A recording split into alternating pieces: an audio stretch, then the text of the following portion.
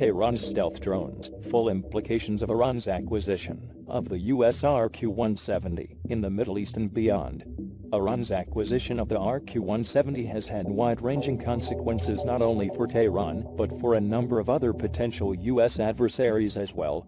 With Iran maintaining long-standing defense partnerships with North Korea and China, it is likely that the two East Asian states were provided with information on the drone both to develop countermeasures to US stealth platforms and to develop their own stealth aircraft.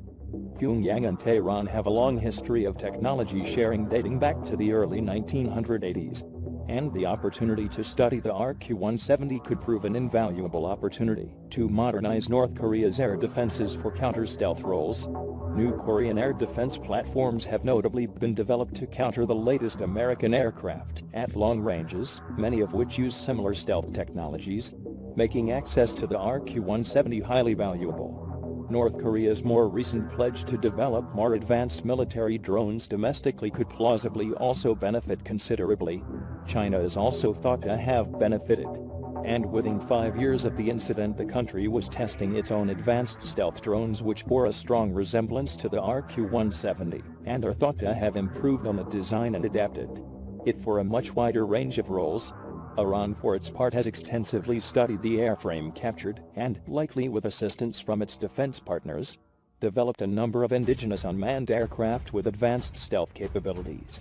Two of the earlier Iranian military drone classes reportedly developed based on the RQ-170 and inducted into service in the Islamic Revolution Guards Corps Aerospace Division included both reconnaissance and attack platforms, the shahed-191 and shahed.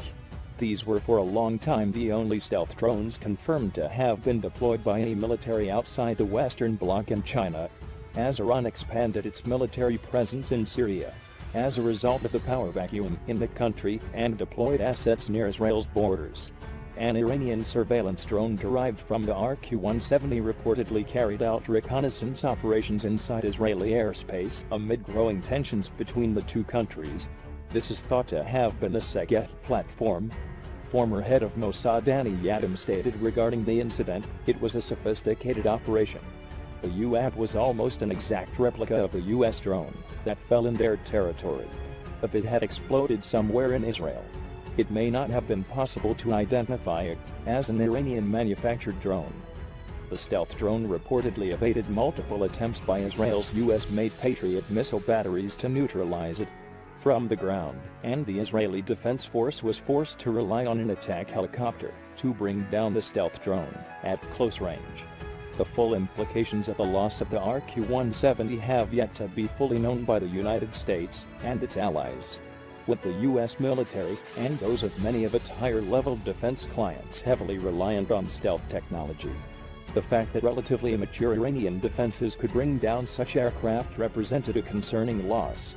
It highlighted the likely vulnerability of such aircraft in the case of a conflict with China, North Korea, or other high-level potential adversaries which had more advanced air defenses than Iran. Furthermore, providing Iran with the latest American stealth aircraft which had entered service even more recently than the F-117, B-2 or F-22 provided it and its defense partners with the means to develop better countermeasures against stealth systems.